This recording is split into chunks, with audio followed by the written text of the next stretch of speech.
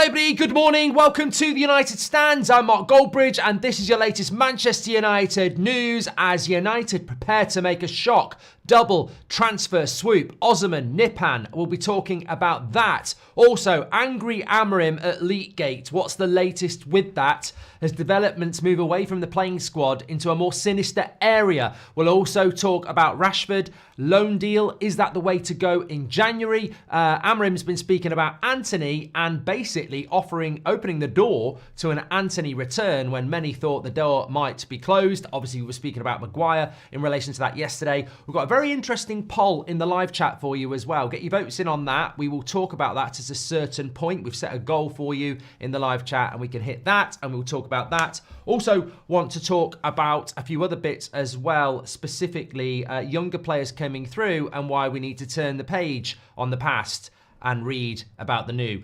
Also, as well, from a community aspect, 991 on the road to 2 million towards the end of 2025. For this community, we are approaching history. Please do subscribe, bottom right-hand corner. We're only 100 away from 992. Christmas is coming. New Year is coming. When are we hitting 2 million? Unbelievable.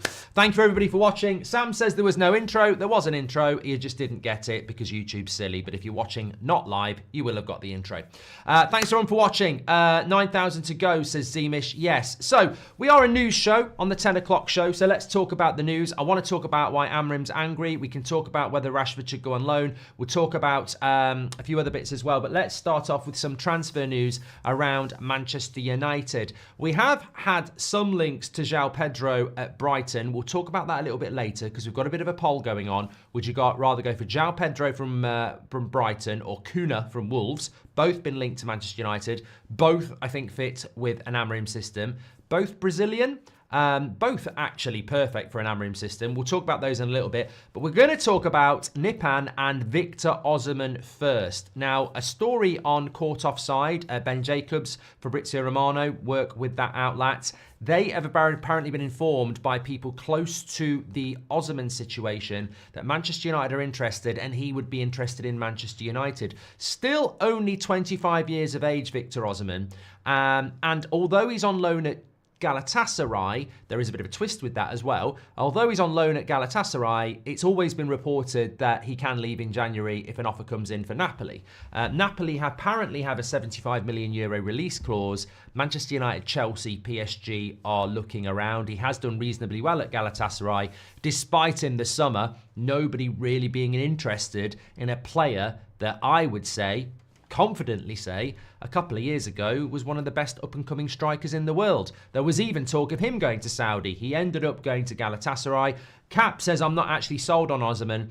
Yeah, I mean, look, I got to be really careful because opinion on Osimhen is, why did it go so wrong so quick? Is there a personality issue? Is there an injury issue? Is there... There seems to be an issue when a 25-year-old who, as I said, 2 years ago was being touted as one of the best strikers in the world, ends up on loan at Galatasaray, with all due respect. I would have expected bigger things. Has he priced himself out? Is his agent an arsehole? I don't know. But look, players make mistakes. I mean, he's 25. He's 2 years younger than Marcus Rashford, who we seem to have been speaking about for the last few days. So there is still a good player there. We need a striker. Could Manchester United make that shock move in January? Well, there is a lot. I mean, all I can say is January and shock, because this is something that's just going around Manchester United at the moment. We don't know what that shock is going to be. We don't know how many of these shocks we're going to get, but apparently the January transfer window is going to open a few eyes. We'll have to see what that is and what that surprise could be. But Osimhen obviously is a striker. Manchester United need a striker. And I suppose when you're looking for a striker, you look for somebody that is the best you can get within the budget that you have. And if you want Erling Haaland, you're not going to get him. And if you want Gyökeres, you're probably going to have to pay £70 million. If you want Jonathan David, you're going to get him for very cheap because he's a free agent in the summer. So it's all about where Manchester United pitch themselves in relation to the striker that they want. And maybe Victor Osimhen comes into play as a striker that's very high quality at a price that becomes reasonable. So look, I will leave it at that, but this is out there. January is coming. Man United need a striker. Could Victor Osimhen solve that problem? I think, you know, the thing that just popped into my head there is if you did land Osimhen into Old Trafford, he presumably becomes the number one striker when Rasmus has looked quite promising. Is that a problem? I don't think it is. I don't think it is. I think that we need to create these scenarios in a team that's 13th in the league and miles off. Arsenal don't have this. Liverpool don't need it. Man City don't have it. Aston Villa have it. They've got Duran and Watkins. I would like to have that. I would like to have two strikers fighting for one spot, because although it becomes problematic in a Watkins and Duran situation because one of them sits on the bench and isn't happy, in the modern game, injury, fatigue and substitution is a consistent. So you might not start a game, but you're pretty much guaranteed to be coming on around 60, 70 minutes. So I think having two good strikers isn't that much of an issue. It's a bit of a mentality shift. I agree, it's a bit of a mentality shift. It's the way football's going. But you know what? You sometimes look at Rasmus after 70 minutes and you go, even if he's had a good game, he probably needs to be taken off. So I'm not too fussed about that. I know I mention it because I know a lot of people are. They're like, oh, you know, what happens to Rasmus if you bring a player like that in? But I don't think it makes a massive amount of difference because I don't think that people can do it. I don't think strikers can play every minute of every game. I mean, look at Erling Haaland. I mean, I actually think they do need another striker. I fear Osimhen and Kuna are suspect personalities, talent notwithstanding, says Tejas, and we can't bring that in. No matter how eager we are to bring certain players in, we cannot bring in suspect personalities. We can't do that. Do we get a 10 or a winger to replace Rashi, says Liam? Well, that segues lovely into what I want to talk about next. I fear Osimhen and Kuna have done that one. I would prefer a Pender, says Dan O'Connell. I've got a massive maths test in 30 minutes. Hopefully the last one I'll ever do. Wish me good luck, Mark. Good luck, Fuge. Good luck with that. I hope that goes well. Lots to talk about on the show. We'll be talking about a potential Rashford loan move. We'll also be talking about what Amorim has said about Anthony. And we'll also be talking about Leakgate and why Amorim is so angry about that. But the next thing I want to talk about is Nipan. I was meant to talk about this yesterday morning. Sort of skirted around it a little bit on the 8 PM show last night. Just keep your eye on this. He's been described as the next Odegaard. He's at Rosenborg. He's a teenager. The Norwegian league has stopped now for a couple of months. And December is apparently, and has been reported for a few weeks, the time that Nipan's agent is going to be going round Europe looking at where to go with the glad tidings of Rosenborg, who are happy to let him go if somebody pays the price they want. His contract is up in 2026, so he's only got 18 months left on his contract. So we're not talking massive amounts of money for somebody who's at Rosenborg and is very young anyway. So you're looking under £20 million. Now, obviously, Manchester United have already bought Leon in from Paraguay. This is a deal that has gone very, very quiet, but is actually very, very big. So what we've been told about Nipan is that it'd be very, very surprising if the January transfer window closes and he's still Rosenborg's player. He may stay at Rosenborg until the end of the season, but it'd be very surprising if he hasn't signed. Now, talks are ongoing. He was actually at the weekend pictured with a Rosenborg shirt that he got, with a Man United shirt that he got from a Rosenborg teammate in the dressing room with a Manchester United shirt. So, look, 2 + 2 isn't always 4. It's Matic, as Ricky would say. So we'll have to wait and see here. But what do Man United need? We need a number 10. What number 10 would you like? Well, look, I'm a massive fan of Odegaard. I mean, I know he's an Arsenal player, and I know Arsenal fans aren't very happy with him, but I love how magnetic he is with the ball, and I love the way he looks after the ball. And I don't think Man United have had a player like this since Juan Mata, who we completely and utterly misprofiled and misused. So I think this is quite an interesting one because Mount, who knows? Bruno is always going to play. The perfect number 10 we need to bring in is the next best thing, who doesn't need to play every week and can learn the ropes and become, you know, gradually come into the team. So I think he ticks a lot of boxes if it's the right profile of player that Man United want. And as I was told, not yesterday, because I was meant to talk about it yesterday, as I was told Sunday, keep your eye on Nipan over the next few weeks because they're very much expecting him to sign for somebody, and Man United are in that race. And as we know with Manchester United, just because it's quiet doesn't mean it's not going to happen. It was this time last week that we found out about this lad from Paraguay, and it happened very, very quickly. So with United, it could be Nipan might be coming to United, and he does. So let's wait and see what happens with that one. I'd certainly be very happy with it. I think these are the sort of deals that United need to get involved in more. He has a very good reputation in European football. There are numerous top clubs who are interested in him, and his price tag is very, very low considered to where it might be in 3 years' time if he goes to a PSG and does really, really well. So what Manchester United need to do here is get ahead of the game and sign the player if it's the type of player that Amorim wants, and I think that's where we are. United shouldn't even consider Nipan. He has had one good season in a crap league. All successful Norwegian players has taken the route via small European clubs before entering the big stage, says Marlowe. Stereotypical nonsense. At the end of the day, listen to what I just said. If our scouts and Amorim think that he is the right player to bring in, then you've got to go and do it. You can't let him go somewhere else. I mean, look, Odegaard went to Real Madrid, now he's at Arsenal. Just because that pathway worked for him doesn't mean it's the right pathway for us or Nipan. Great one says, Mark, whenever you say you started off this channel with 100 people watching, I'm among those 100 despite never commenting. However, do you genuinely believe... Well, great one. Thank you very much for being part of the channel for so long. His question is... Sorry, I've got a bit of a burn on the back of my throat here. You know when you get a bit of regurgitation? Acid reflux, isn't it? An amazing 100... Okay. Do you genuinely believe Garnacho has a higher ceiling than Ahmad? Oh, mate. You've thrown me in the bloody nettles there. I'm going to get stung everywhere now. Look, I like Ahmad, and at the moment he looks like he's got a higher ceiling than Garnacho, which is what I said at the weekend. I said Garnacho's got the highest ceiling in the Man United squad, and I've said it for the last 18 months. But evidence changes opinion. Like, you know, you might love strawberry milkshake, and then McDonald's comes out with an amazing chocolate milkshake, or a banana milkshake, or a mint milkshake. Has anyone ever done a mint milkshake? Might be a bit sickly, but you know what I mean. Taste changes. Genres.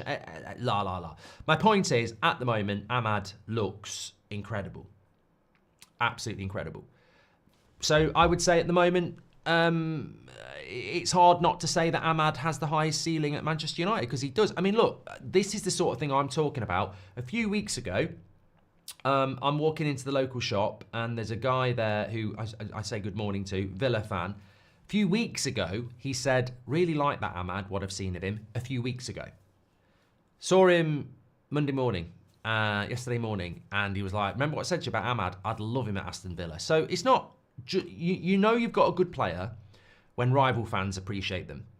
And I'm not sure rival fans appreciate Garnacho at the moment. They used to be talking about Garnacho. I mean, you think about the overhead goal against Everton, when he was like 18, 19 and raw, everyone was looking at him going, that's a talent, that's a talent. And that's what I was looking at.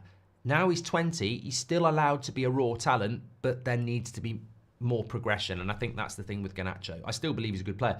But look, Ahmad is a clear 2 years older than Garnacho. July is when Ahmad will be 23, and July is when Garnacho will be 21. So, you know what? You know the most important thing here is, and I wish I'd said it at the start, our job as United fans is not to play either or with our own young players. Our job with as United fans is to nurture and hope for both. We need to stop doing this. I'm not blaming the great one. I'm just, because he's asking a direct question, who's got the highest ceiling in our, because it could be a positive. We've got two really good players. Who's got the highest ceiling? That's fine. What we need to stop doing is the whole Bruno Pogba thing. We need to stop doing this because I don't understand it. And it does happen. I don't understand why you'd sit there and go, oh, Ahmad's better than Garnacho, or Garnacho's better than Ahmad. It's stupid, because what if the players pick up on that and start doing that? What does Amorim say? The only things that matters is team. I said on Sunday, I think Garnacho and Rashford will play against Spurs on Thursday. So all this talk about leak or get out of my club or, bad attitude or whatever else, just temper it a little bit, because come Thursday, they could both be brilliant. And then Friday morning, you're a hater and you're toxic because you wanted him to be sold at the start of the week. So I think that they both might play on Thursday, and then the story gets rewritten again. And whatever's best for Manchester United is the most important thing.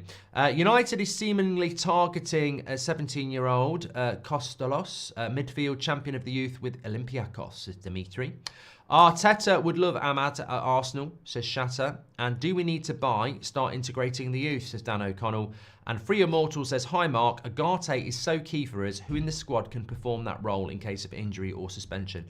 Personally, I'd prefer Lookman over Osman, says Fuge. Fair points. We're getting some good questions in here at the moment. And don't forget, we've got our poll you can vote on. But what was the question that stood out to me there that really, do we need to buy, start into it? Oh, yeah, Free Immortal. Two things there. And before we talk about why Amorim is so angry, and we've got this lone Rashford thing to talk about as well, and a few other bits. Look, Agate, look, I said this at the weekend, right? Football is like arseholes. Everyone's got one. And opinions are like arseholes. Everyone's got one. But my point is, I was watching a clip on social media on Saturday, and it was two influencers, YouTubers, whatever you want to call them, in their 20s, talking and comparing Rodri and Roy Keane. And I listened to it because I thought they haven't got a fucking clue who Roy Keane is. And they sat dissecting Roy Keane's game, saying he couldn't do this, that Rodri could do, he couldn't do this, he couldn't do this. And I thought, hold on a minute. You would have been up your mum's chuff or having your arse wiped when Roy Keane was in his prime. Prime. Remember Roy Keane started playing in 1990. 1999 was his prime. And you would be 25 if you were born when Roy Keane was in his prime. So how can a couple of lads in their 20s sit and dissect Roy Keane's game? You can't do it. I can't dissect Socrates, Platini, Steve Coppell. I can't. Because all I've ever seen is clips. You can't do it. We can all sit and dissect Mo Salah because it's easy to watch him. It's the same when people talk about, you just can't do it, right? But it doesn't stop people doing it. And there's a bigger point here. At the start of the season, numerous people, some in our fan base, decided they were going to dissect Agate's game on one or two cameos. Nicknames, not good enough, never been impressed with him, not good enough for the Premier League, absolute waste of time. And some of us sat there and went, well, hold on a minute. We're old enough to remember Vidic and Evra. Absolute shit at the start. Paul Scholes says, what have we done here, when he sees them in training? They looked absolute pants. And then they went on to be absolute legends. Ineos bought Agate. Ten Hag signed it off, but Ineos bought Agate. He will grow into a fantastic player in the Premier League, and I'm absolutely convinced about it. But you'll be very careful about people who, it's almost a race for a shit take. There is no patience in football. It's like swipe left, swipe right. This player's shit, this player's good. And it takes time. And Agate, for me, has to be the way we treat all our new signings. We've got to give them time, and we've got to ignore this hipster bullshit about people who really can't analyse football because they've not watched it enough, or they just want to be right. You can't analyse football when you've not bloody watched it, and analysing a player is not a race. There are plenty of cases of players that take time to adjust, and Agate will be one of those players. De Ligt, again, people wanted to write him off after 2 games. He's getting better and better. Shock at horror, it takes time for people to adjust to the Premier League. In fact, that feeds lovely into what Amorim said about Anthony, because for me, Anthony is a player that I liked, was very excited about, but didn't think that it was going to work out after 2 years. It was actually becoming quite irritating how much he was getting injured, how one-dimensional he is. This is what Amorim had to say about Anthony. He did a great job improving in that position when he came on. He's got to defend more, but he has the ability to do it, and he has to do it himself. Every person has a chance. The power is in their hands. So even people like Anthony are getting a glow-up from Amorim. So I think we just need to be very careful about the players that we decide to write off and write in, because ultimately Amorim will make these decisions, and I would not be surprised by anything that he does over the next few months, because they could, look, as I said before last night, I can have an opinion on all these players and what I would do, but it doesn't mean it's going to happen. I mean, what if Marcus Rashford sparks into life and becomes a massive player for Manchester United again?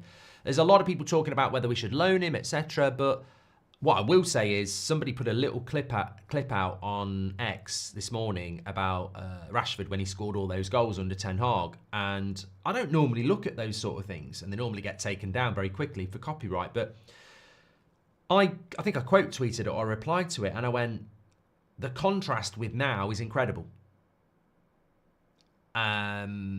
Absolutely incredible. And the contrast with Anthony at Ajax to what he's been at Man United is incredible as well.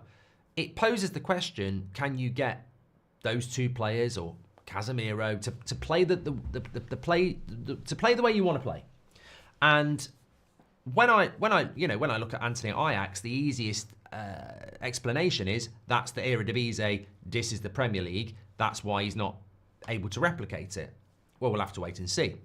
But when I look at Rashford 2 years ago, and look about whether we should loan him or sell him, and I look at where he is now, you look at that player 2 years ago, and whether you like him, have ever liked him, or think he's a waste of space, nobody can look at prime Rashford goals from 2 years ago or 4 years ago and tell me that that's not an asset to any club, whether it be Man United or any top club in Europe. If you've got that type of a player, you're not going to turn your nose up at it and say, I don't like your entourage. It's a very, very good player. But I have to tip my hat, because I think at times I've been over defensive of Rashford, because it was a player I really liked with Martial a few years ago. And, let's be honest. If we can't be honest now at Christmas time, when can't we be honest? If you make a prediction about a player, if we're being completely honest, you're always going to cling on to, I was right. I did it for years with Luke Shaw. I was convinced Luke Shaw was one of the best left backs in Europe. And when he had that 2 years, I was like, I told you. It's hard not to. But so I always want Rashford to sort of prove it. So you can go, well, this is a player I really liked as a youngster, etc. But what I will concede is that I've probably been clinging on to the Rashford rebirth, bounce back, glow up, whatever you want to call it, for a long time. I remember at the start of last season under Ten Hag, I was convinced by Christmas he'd start scoring goals, and I think Ten Hag was, and then it continued all year. And then this season, I thought when Ten Hag left, he'll start glowing up, and he hasn't. I thought after the summer not going to England with the Euros, he'd go and train really hard. I mean, I thought after Belfast he'd do it. There's been so many opportunities for the interview he did in April about, doubt me and this, that, and the other. So there's been so many times I thought he was going to, right, this is it, and it's just never happened. But when I saw that clip this morning, there is a point here, don't worry. When I saw that clip this morning of goal after goal after goal from 2 years ago, and I look at him now, I have to concede that everybody who said at the start of the season he's lost a yard of pace is right. I don't understand how you do that at 27. I can't think of a player that ever did it at 27. I've seen Rooney do it in his late 20s because, obviously his physique was very, very different to Rashford's. But he has lost not just potentially passion or interest, he has lost a yard and something in his hips. Like, the agility just isn't there in his hips, and that explosive pace has diminished. I don't know why. I don't know why. Is it physical? Is it mental? I don't know. But you contrast him over the last year with 2 years ago, there is an explosive burst of pace that's gone, and there is an agility in the hips that is gone, and a balance thing. He just looks way more static now. So I don't know what that's all about. But that was an observation I wanted to bring in, because I keep seeing all these clips of what Rashford can do, and we haven't seen it for 2 years, and I don't really understand that. Aaron says the video was sped up, Mark. Well, that might explain a lot. But no, surely that can't be it. I wasn't listening to the audio, actually. I feel a prat if that was true. Mudrick from Chelsea found drug cheating, says Simon. It's not the Chelsea stand, and if that's the case, then it's not the first time it's happened to Chelsea. What was the player? Mutu? He was at Chelsea, wasn't he? The Romanian player. The difference is the wages they have. There's no hunger, says Michael. I'm from Norway, says Marlowe, and watch a lot of Norwegian football, or I'm in trouble here. Odegaard was extraordinary in a really bad team. Nipan has been good for one season in one of the best teams. Nipan is overrated. There you go. Marlowe's not having it. What about Joe Bellingham at Sunderland, says Ben. And remember, Garnacho was warned about his behaviour under Ten Hag in the early stages of management, says Sid75. Stephen Brown, welcome to the Members Club as well. And Nipan, one for the future. I like this sort of signing. However, we need someone for the now, like Diaz or Rodrigo. Also an Agate stand-in, says Liam. Arteta, we've done that one as well. Would you loan Rashford, was the question. I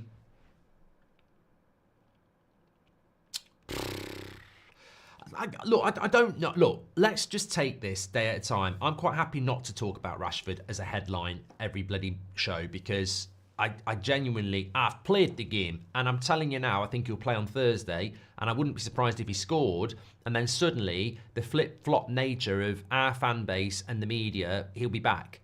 And he's not back if he scores, if he's man of the match and he scores. Neither's Garnacho. You're not back because you do it once. The whole mentality of Manchester United that Amorim's trying to bring in and that many fans understand is that you're not back if you have one or two good games. You're back if you go and do it for the rest of the season. So I'm just wary of this yo-yo roller coaster, the Rashford roller coaster. It's and it's bloody boring. United need to make a decision, and they need to make a decision quick, and they need to stick to it. We can't have another period of uncertainty. Would I loan him in January? Ideally not. I'd rather we sold him. I don't know how that's going to happen. Apparently, we tried to do it in the summer. Nobody was interested. He's surely not going to go to Saudi Arabia, although that would be brilliant, I think, for us and for him financially. So would I loan him?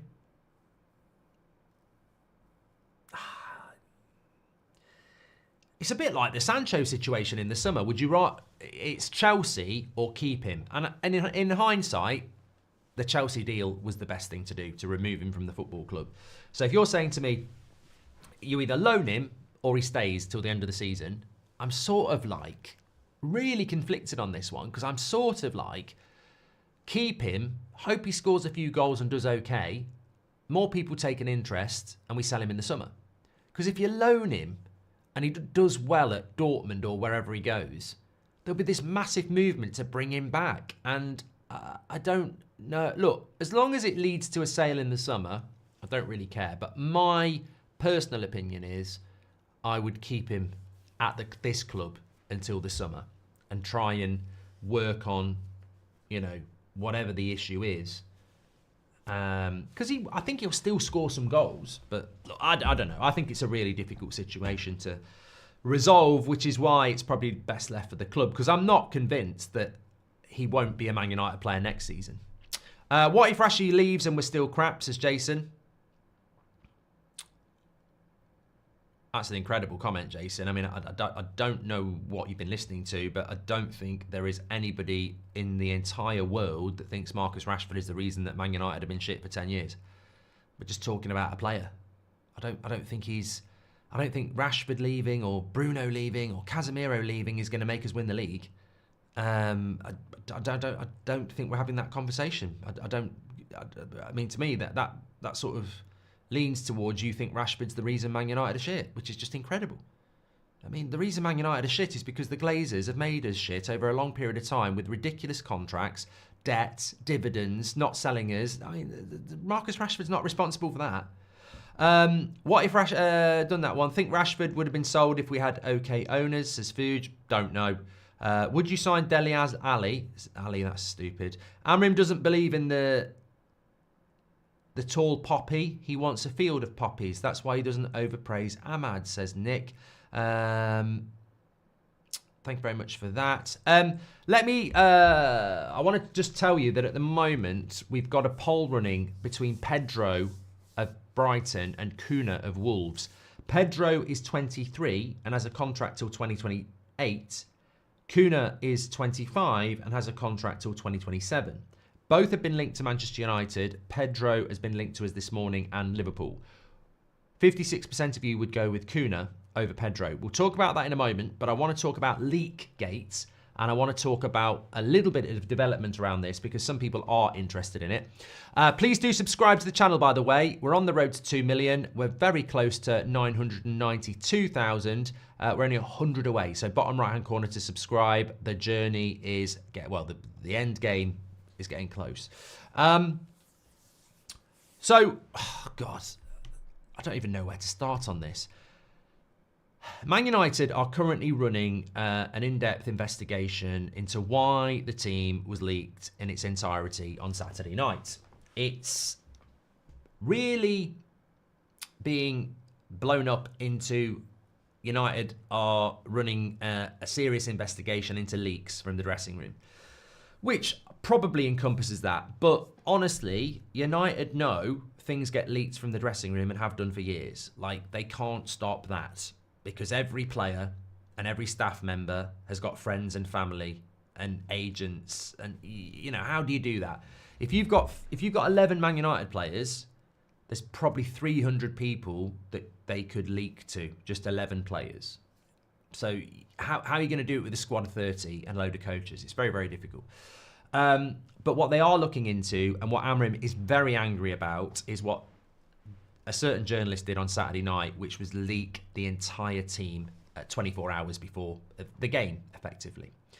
Where we are with this is that the journalist who had it leaked to them has, I think behind a paywall, because that's just exactly how that person would work, has said that, leak the entire team and then tell us where you get it from behind a paywall. Incredible. But anyway, I've not looked at it, but somebody sent me something. It was in a news article. And effectively, what it says is it's not Garnacho or his brother that's done it, and that the news was not directly obtained from a player or their relative, but the source of the team news is well established. So the journalist who put it out on Saturday night is saying it didn't come directly from a player or their relative, but came from a source that is well established. So what did I say to you yesterday morning? I said to you yesterday morning that the rumour is, from numerous people, some of them in the industry, is that that leak on Saturday night was sabotage from person or people who wanted to cause Man United pain. Because that is unprecedented, that on a Manchester derby the night before, the entire team goes to a journalist. Like, that is just incredible. And also, a lot of journalists wouldn't have put it out. They wouldn't do it. So to target that particular journalist who will revel in doing something like that, it was very staged and it was very well managed. And I don't think, in my personal opinion, United will find out who did it, because you've got to seal that. It's got to come from there to there to there, and nobody can say anything about it. But the journalist who leaked it is saying it's not a player and it's not a relative that directly, and that's the key word, directly. It didn't directly come from a player or a relative. But as I said yesterday morning, I didn't know about that until this morning. But yesterday morning, we'd been told from a few people that the feeling is that it's agency or agent briefed. Well, look, if that journalist got it from an agent or an agency, that's not directly from the player or a relative. But it doesn't mean that the player hasn't given it to the agent or agency who's then given it to the journalist. So the plot thickens, doesn't it? I think, and this is pure opinion, I think the team has been told by Amorim,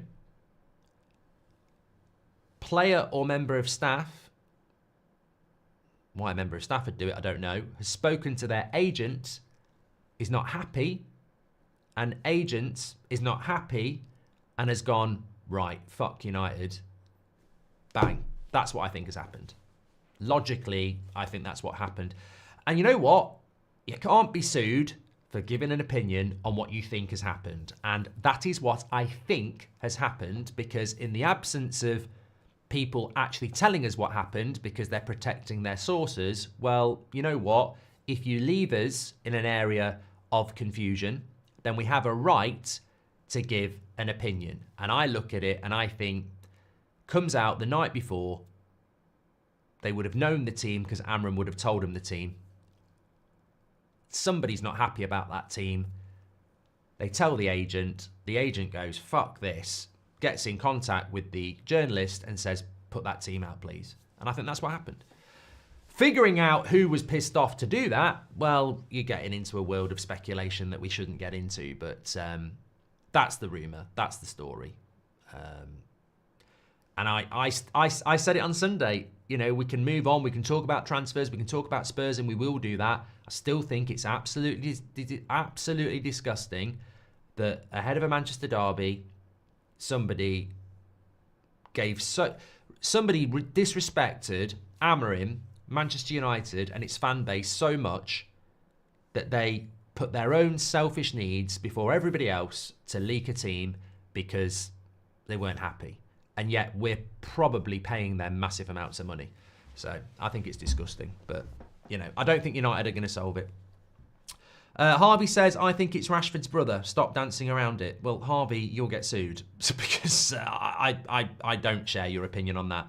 These players may not be good to win the Premier League, but they've got enough to compete for top four. Amorim needs to get them out or start playing for the badge, says Shahik.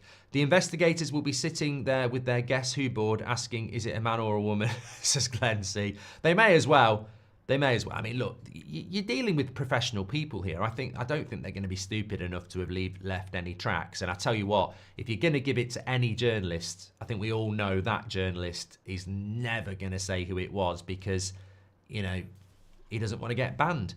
Let Colleen Rooney investigate, says PG. I'll tell you what, that'd be a great TV series. Colleen Rooney investigates. Join Colleen as she looks to find out who was the leak of the Manchester United team the night before the Manchester derby. Colleen Rooney dives into Loch Ness to find the Loch Ness Monster. Yes, this is great. Gareth Keenan investigates. Hi, Mark. Last week, Grealish and Walker were in drinking in my work nightclub in Sheffield. Walker got carried out drinking mid-season, says Joshua Jones.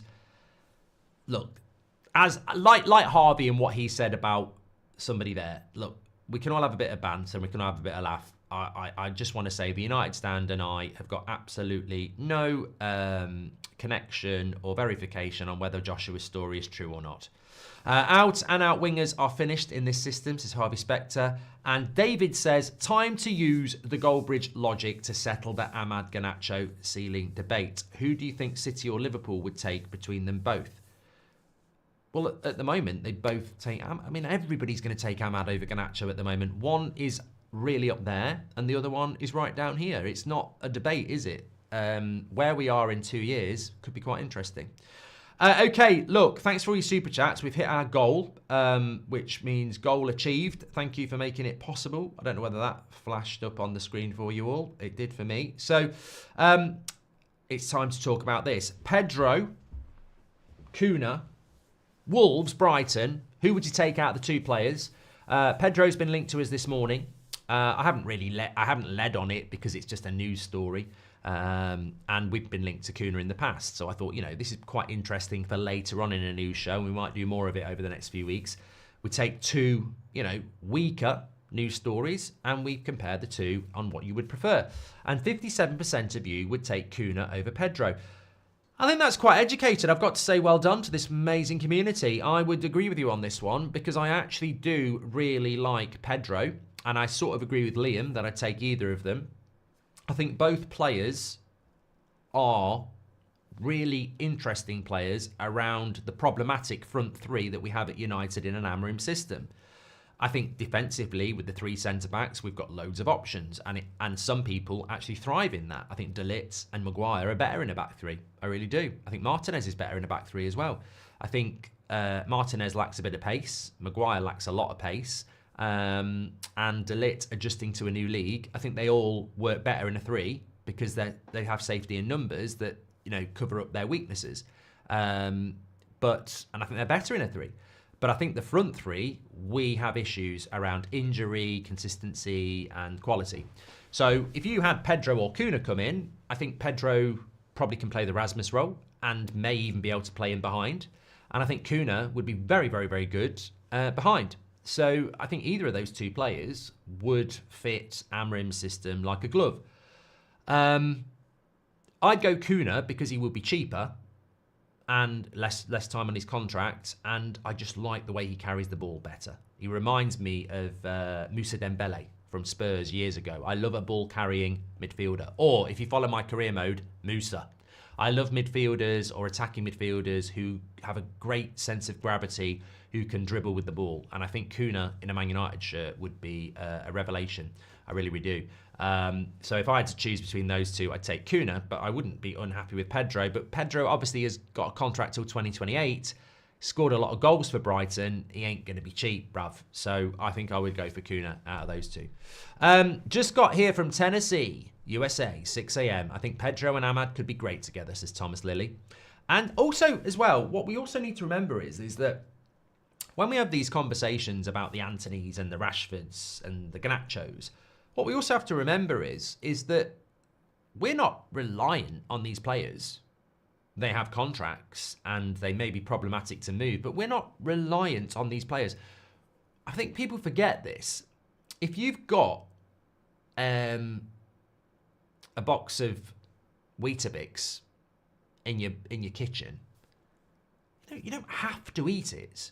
There might be a box of Shreddies one side or cornflakes on the other. Your local shop might have Crunchy Nut cornflakes and you've got the money in your pocket. I mean, you don't have to eat the Weetabix.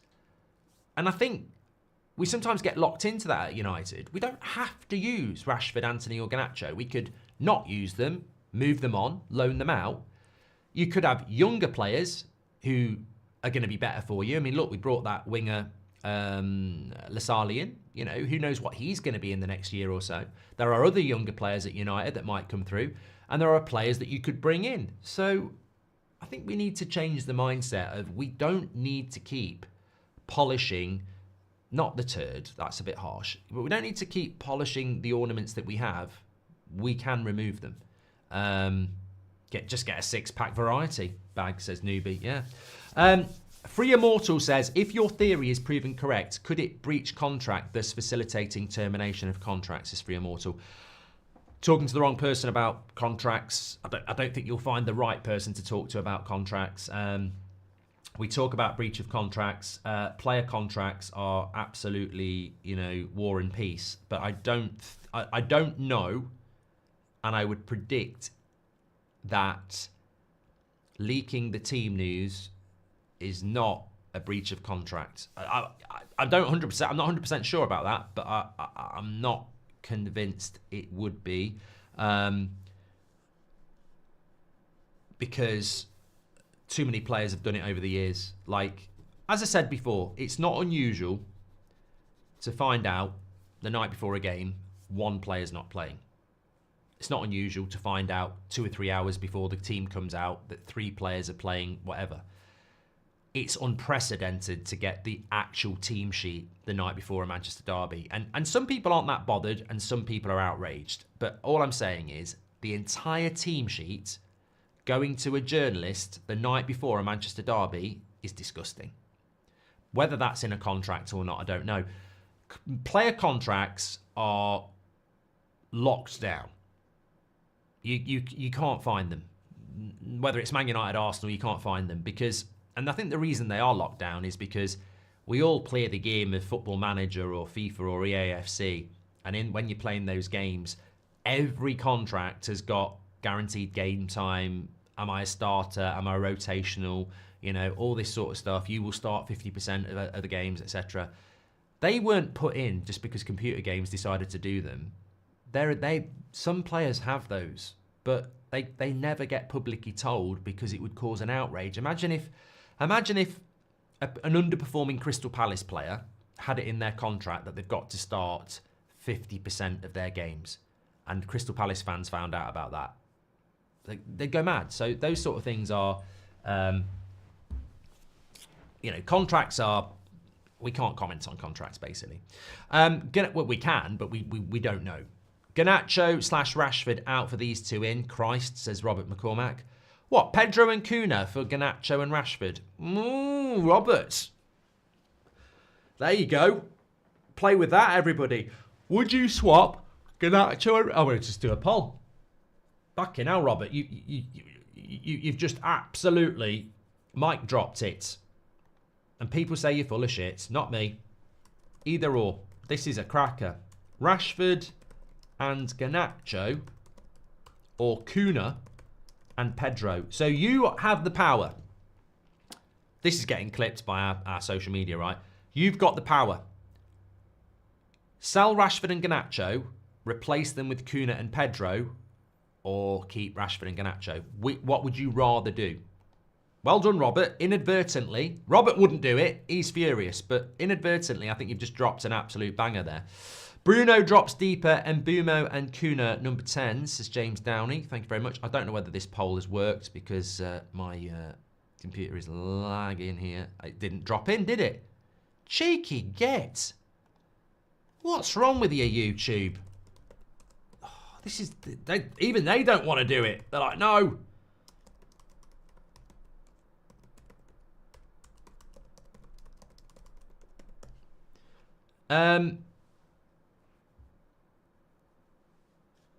For me, I would say this. It's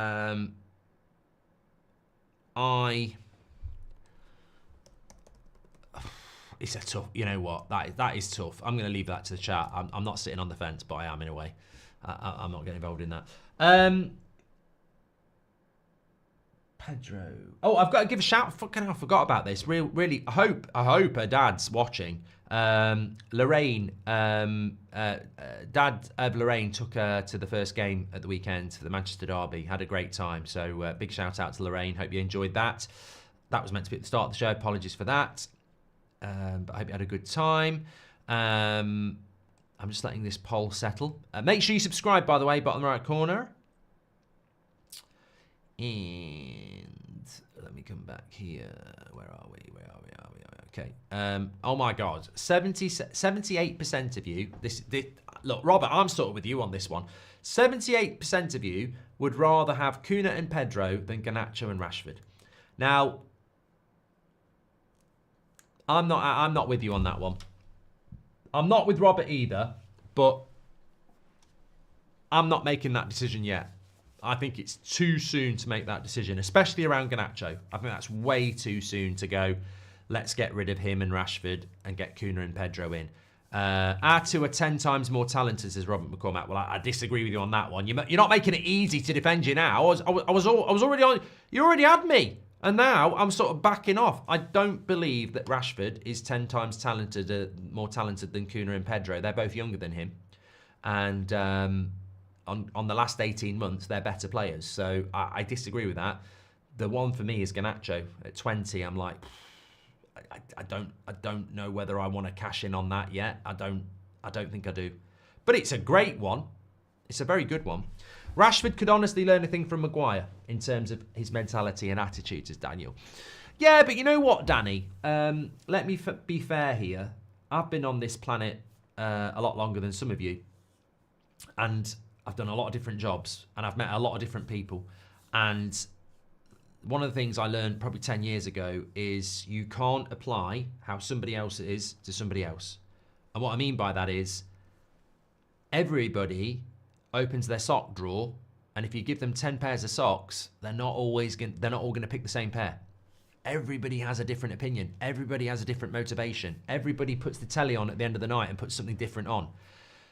So, you know, you say Rashford could learn a lot from Maguire, But Harry Maguire is very different to Marcus Rashford. Their career paths are very different. Their experience is different. Their backgrounds are very different. Like, they're so different.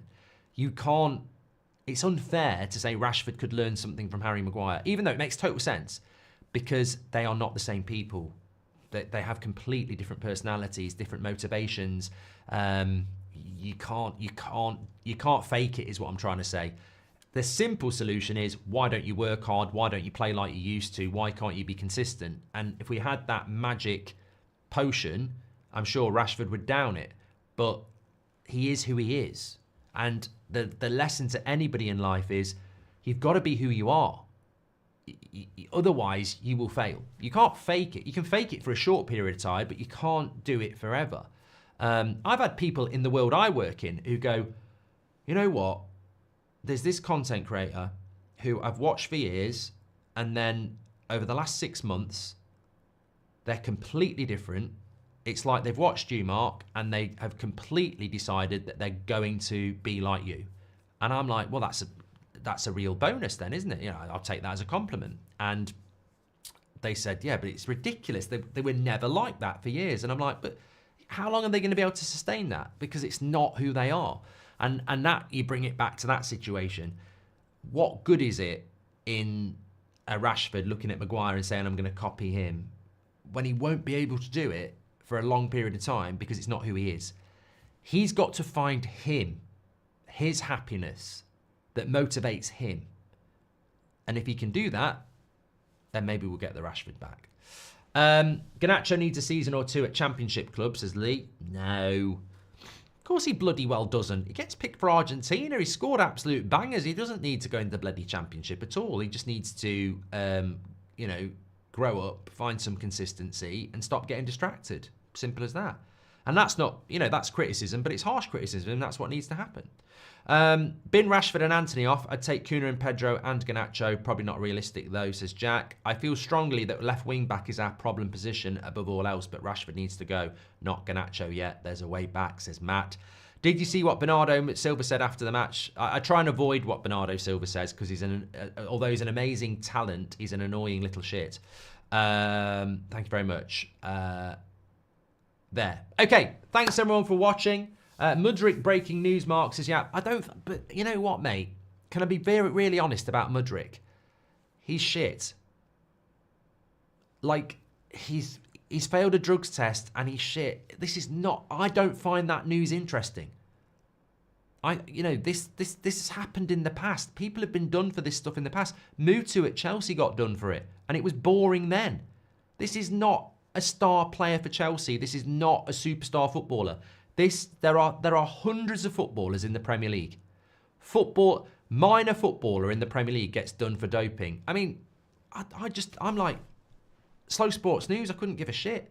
You really don't think footballers are doing stuff like that? Come on.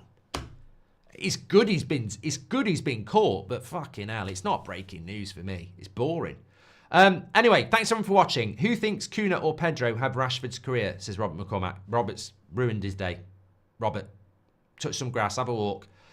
We're back at 2 o'clock. I think we're doing a preview for the Spurs game, actually. That'll be interesting. I'll try and get Rashford in for you, Robert. Thanks, everyone, for watching. Take care. Speak to you all in a bit.